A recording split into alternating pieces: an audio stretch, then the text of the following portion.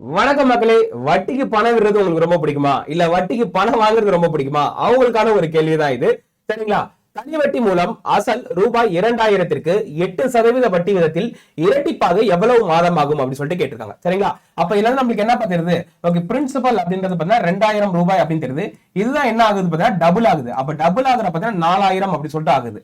அப்ப இந்த டோட்டல் அமௌண்ட்ல எனக்கு பிரின்சிபலும் இருக்குது, அதே மாதிரி இன்ட்ரெஸ்ட் இருக்கு. அப்ப பிரின்சிபல் 2000 கண்டிப்பா என்னோட இன்ட்ரெஸ்ட் அமௌண்ட் எவ்வளவு இருக்க போகுது?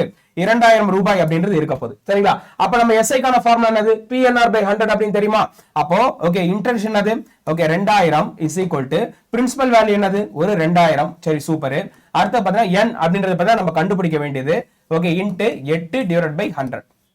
ஓகே, இப்போ என்ன ஆகுது? இந்த 2000 நமக்கு கேன்சல் ஆயிடும். சோ இந்த பக்கம் வந்துச்சுன்னா 100 divide by 8 is equal to n அப்படி சொல்லிட்டு கிடைக்க போகுதுப்பா. சோ இதை நம்ம என்ன சொல்றோம் அப்படின்னா 12.5 அப்படின்னு சொல்லிட்டு n வரப்போகுது. அப்ப நம்பர் ஆஃப் இயர் வந்து 12.5. ஓகே, அப்ப பாத்தீங்கன்னா 12 வருஷம் அப்படி சொல்லிட்டு அர்த்தம். அப்ப 12 வருஷத்துல எத்தனை மாசம் பாருக்கு? 144 மாசம் இருக்கு. கரெக்ட்டுங்களா?